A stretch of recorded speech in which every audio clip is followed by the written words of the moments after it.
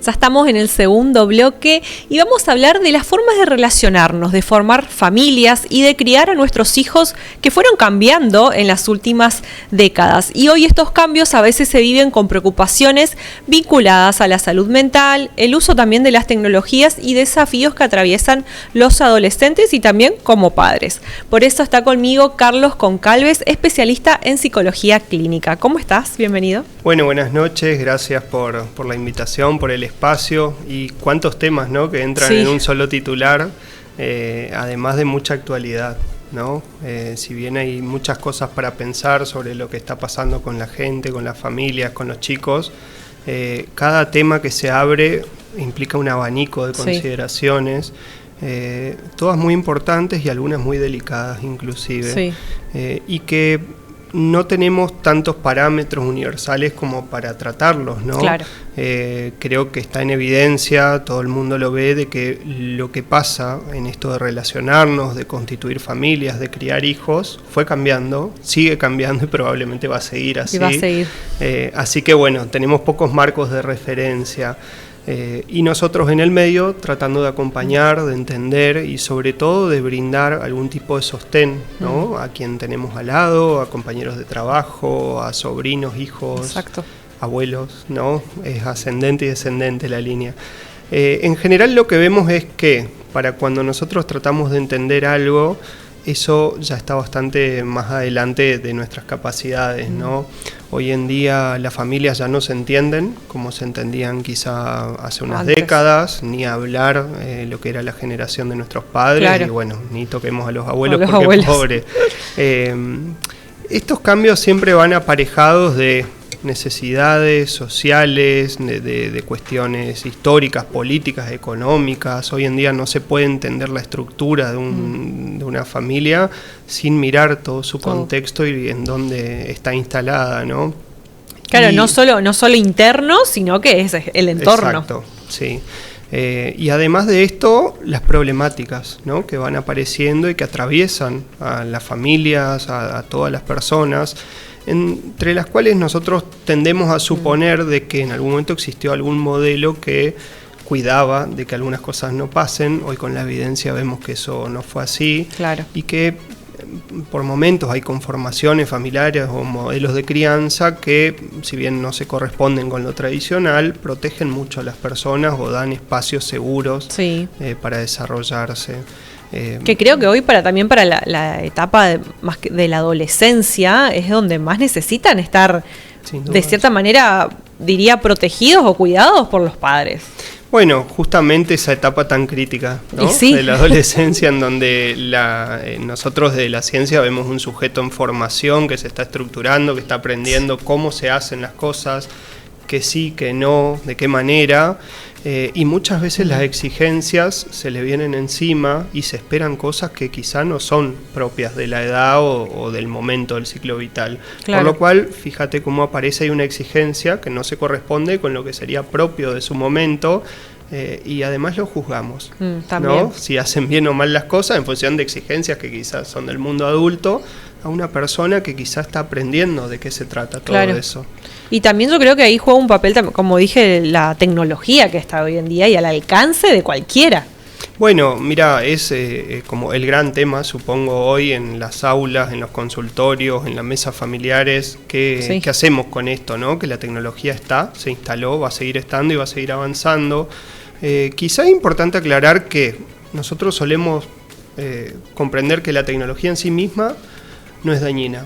¿Sí? Lo que vemos es que los usos de la tecnología son los que en general favorecen a la aparición de patologías, de trastornos, de dificultades de distinto tipo. ¿Sí? Claro. Es un recurso muy potente que favorece a un montón de cuestiones que podrían ser positivas, pero en general se hace un mal uso. Tampoco, a una persona que está aprendiendo a hacer las cosas, tampoco la acompañamos y le enseñamos, ¿no? Cuántas horas puede usar el celular, qué se mira, qué no. Claro. Y en general nuestra intervención como adultos siempre ya viene cuando algo pasó. No actuamos de manera preventiva, ¿no? Pero yo creo que eso pienso que viene también del lado que, claro, no es por hablar, los padres en sí, por ahí, como decíamos, fue cambiando y antes por ahí no estaba el cuidado de la tecnología o de ver. Entonces no saben. No, sin dudas. Y también, mira, hay algo que se ve en el consultorio mucho, que los adultos mayores están teniendo problemas con la tecnología muy parecido al de los adolescentes, ¿no? Claro. En términos de cantidad de uso, de las consecuencias que tiene a nivel de las emociones, del estrés. Eso se está viendo un montón. Entonces, evidentemente es un desafío para todos los profesionales de salud, para todo el ámbito educativo y sobre todo para los contextos familiares. Hay mucho por hacer todavía sobre eso. Y si a esto le sumamos que también se escuchan las dos versiones, que los padres no se quieren separar para mantener la familia y cuidar, que a la vez después eso también se vuelve como un vínculo familiar súper tóxico. Sí.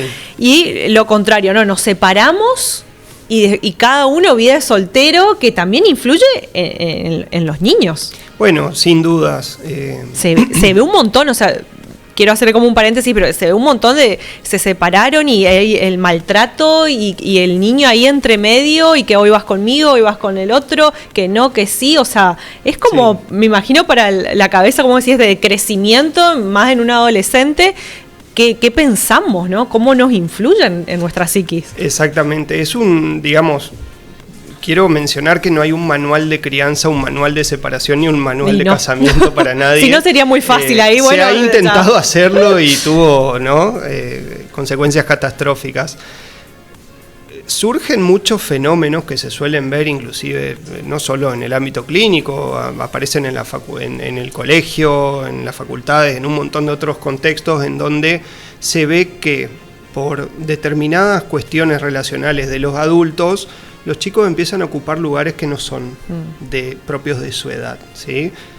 Algunas teorías lo llaman parentificación, pero en esencia son situaciones en las cuales un menor asume responsabilidades, cargas o el impacto emocional de cuestiones que son propias de los adultos que están ahí, que quienes tendrían que brindar un espacio de cuidado y acompañamiento en general pasan a ser beneficiarios de los cuidados de un niño, ¿no?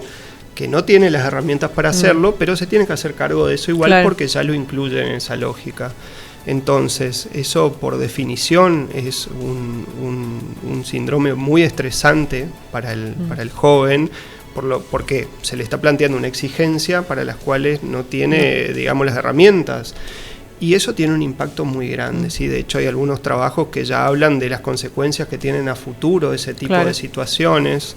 Y en eso hay que diferenciar una cuestión, ¿sí? Nosotros, tanto en el ámbito legal como en el ámbito sanitario, hablamos del principio de autonomía progresiva para el trabajo con adolescentes, que es una especie de seguimiento y acompañamiento para generar autonomía en los adolescentes. Pero eso no es pedirle que se hagan cargo de la responsabilidad de la casa y que además sean quienes escuchan como casi un terapeuta los problemas, sea de la separación, de la vida de soltero de los padres. Si se quiere, en esto como me preguntabas al comienzo, ¿qué pasó con las familias? Se puede pensar que la distribución de roles fue cambiando, pero también se fue tornando muy gris, ¿sí? Ya los lugares de cada uno de los actores de una familia están muy corridos y eso en general nos trae muchos problemas, ¿sí? Porque en general lo que nosotros llamamos salud mental, si se quiere, o bienestar psicológico, necesita en gran parte de marcos claros, ¿sí? De relaciones que sean entendibles. No estoy hablando de modelos hegemónicos de familia, sino que se entienda quién hace qué cosa y qué rol cumple. Cuando todo eso se corre, es muy difícil que una persona que se está estructurando sepa qué hacer. ¿Sí? Es una invitación al padecimiento prácticamente. Y desgraciadamente es algo muy actual y preocupante, porque fíjate que nosotros en general estamos hablando de lo que pasa dentro de la casa. Ni siquiera empezamos a hablar de todo lo que pasa fuera de la casa y lo que se va a enfrentar ese adolescente, los consumos problemáticos, la violencia, la temática del suicidio, digo, un montón de cosas que también van a requerir que él afronte, ¿sí? Entonces, bueno, es uno de los temas que está en el centro de escena hoy en día. Bien. Bueno, Martín, ¿tenemos consultas? Carlos, ¿cómo estás? Bien, bien. Mira, hola, punto de vista. Desde que me separé, siento que mi hija de 15 años me cuida más ella que a mí, que yo a ella. Me escucha llorar y me aconseja. ¿Eso está mal? ¿Le estoy haciendo un daño sin querer? Bueno, como viene a colación de lo que veníamos hablando, ¿no? Pero es importante que surja como pregunta La realidad es que probablemente que sí, ¿no? Darse cuenta de eso ya es un primer paso, y en general uno no tiene que pensar que tendría que tener la capacidad de hacer todo perfecto, ¿no? Solucionar estas problemáticas de la mejor manera, porque justo para eso estamos los profesionales. Muchas veces la asistencia terapéutica es crucial en estos casos, sobre todo para darle un poco de forma o esquema a esto que está pasando, ¿sí? Pero no podemos depender, digamos, sobre todo en términos afectivos, de una persona que todavía está aprendiendo a hacerlo, ¿no? Y que es quien, los adolescentes, los niños hemos aprendido nosotros en su momento por modelado, nos dice la ciencia, es decir, vemos lo que hacen los adultos que están alrededor y creemos que esa es la manera de manejar el mundo y las situaciones. Entonces, es complejo cuando esto se da de esta manera. Y en eso vos decís, el apoyo ahí psicológico sería para ambas partes. Sin duda, porque yo creo que también, como decís, al ser la pregunta, está diciendo, bueno, ¿está bien o está mal esto? Pero también, como hoy vivimos en forma automática, yo creo que la mayoría de las familias no se dan cuenta de esto.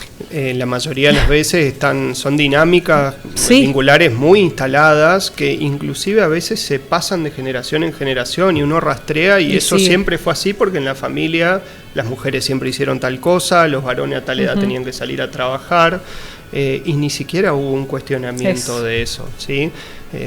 La familia muchas veces suele ser un espacio donde se repiten patrones y no se critican, no se repiensan, lo cual es algo que la actualidad merita, porque todo está cambiando y por ahí seguir aplicando las mismas reglas de hace muchas décadas no tiene mucho sentido.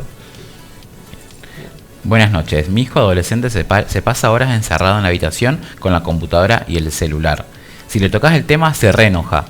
Ya no sé si es timidez normal de la edad o si ya pasa a ser un problema de salud mental. Eso se escucha un montón igual. Para mí es medio normal, pero no sé, él nos va a decir. Desgraciadamente es un clásico, ¿no? Sí. Bueno, es cierto, hay mucha evidencia de que ha cambiado no solamente cómo los adolescentes se relacionan con sus familias, sino cómo se relacionan con el afuera. Hoy en día los pibes se contactan por Discord, hablan todo el día por una plataforma virtual, quizá con el vecino que vive a 2 casas, ¿no? Pero evidentemente el modo de compartir la presencialidad cambió. ¿Cuál es el punto de corte o cuál sería la señal de alarma?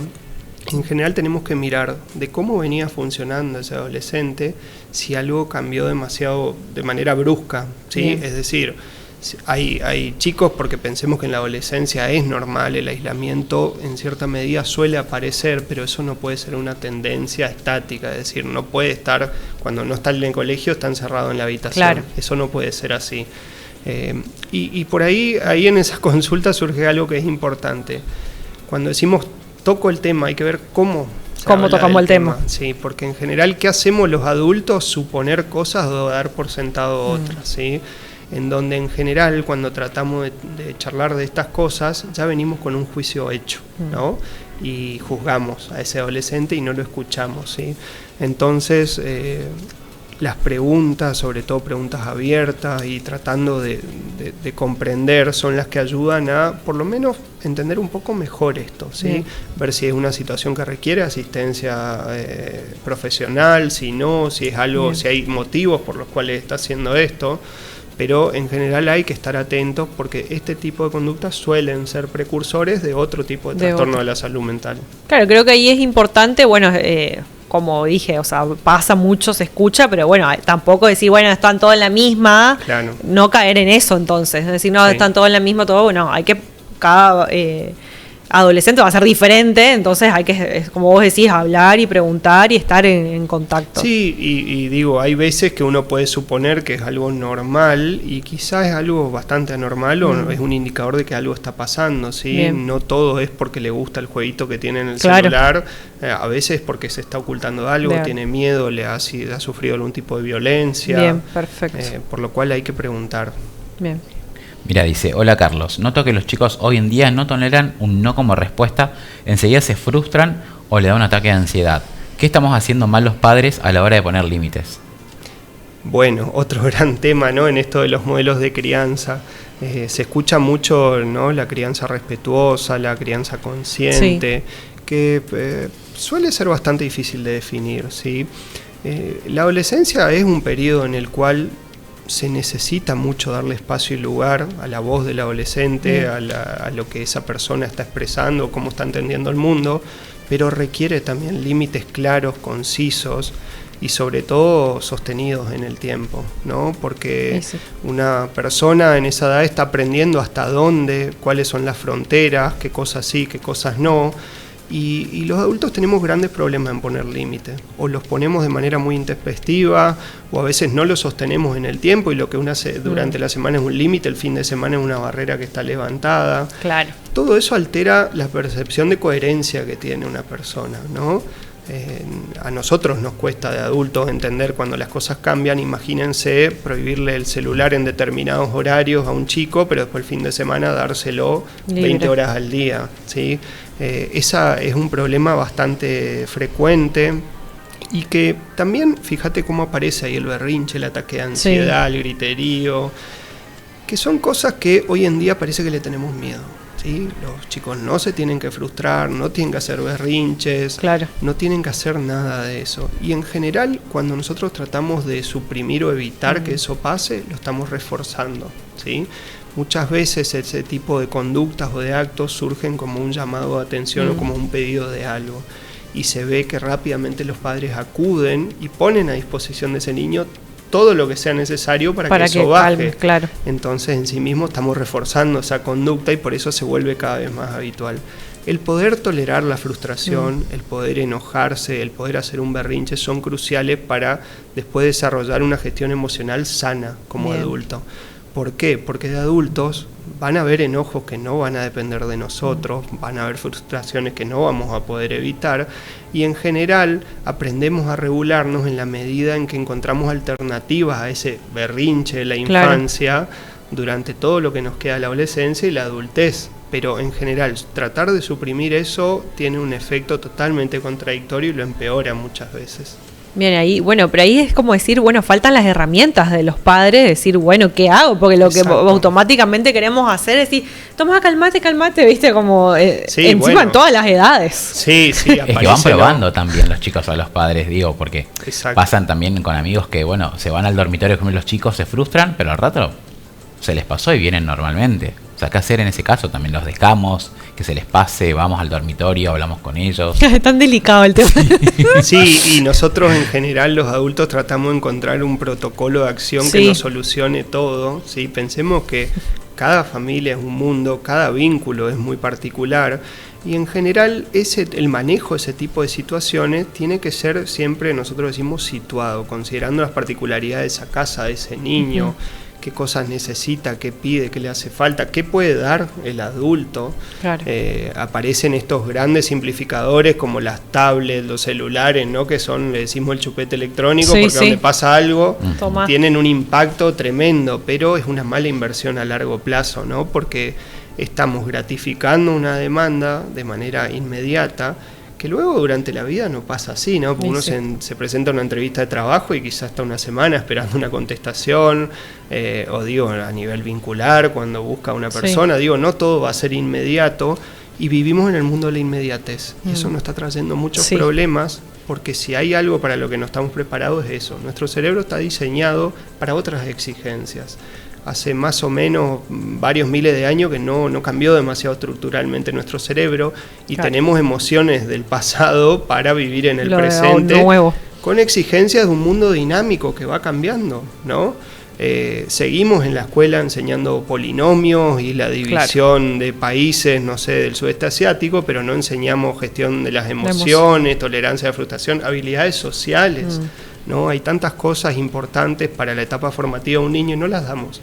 Pero sabemos los polinomios y las fracciones, eso sigue ahí, ¿no? Sí, eso es importante para que esté en funcionamiento hoy en día, porque está bien, o sea, claramente recurrimos a ustedes y decir, bueno, necesitamos ayuda, pero no todos pueden recurrir y no todos se dan cuenta de que hay que recurrir. Bueno, por y eso. Así todo no es responsabilidad únicamente de la familia, el Estado tiene un rol sobre eso, los profesionales, digo, el lazo social, los vecinos, el club del barrio, la institución a la que tengan pertenencia, debiera, y lo estoy diciendo en base al marco normativo de nuestro país, ¿no? Porque tenemos una gran cantidad de leyes que hablan de la intervención a nivel preventivo y de promoción de la salud, sobre todo con las adolescencias, que está haciendo cada vez más falta, ¿no? Sí.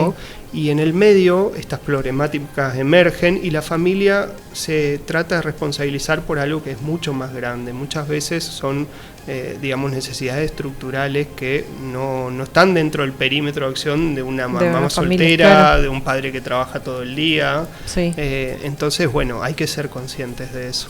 Bueno, podemos seguir hablando, creo que horas, pues es un tema muy amplio, pero bueno, se nos va el tiempo. Pero también pensaba cuando vos hablabas, decir, bueno, también este espacio, ¿no? Que podamos hablar en este espacio.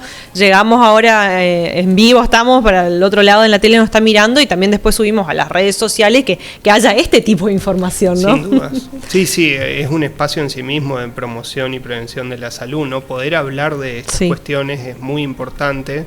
Porque bueno, la palabra es un recurso muy poderoso y que a veces nos olvidamos que lo tenemos, ¿sí? Y siempre es preferible hablar de las cosas a no hablarlas. A quedarnos callados. Así que bueno, cuando necesiten por este tema y los demás... Sí, ¿dónde te encontramos? Bueno, hace poquito me creé un Instagram profesional porque bueno, los clínicos somos así, no solemos prestarle atención, pero me retaron bastante, así que bueno, con mi nombre y apellido, Carlos Goncalves en Instagram, aparezco ahí rápidamente. Bueno, y siempre cualquier consulta o duda estoy disponible. Perfecto, bueno, gracias por estar esta noche y brindarnos toda esta información súper importante, interesante de saberla. Por favor, Carlos, gracias. Bueno, y ustedes se quedan ahí que enseguida seguimos con nuestra última invitada de la noche.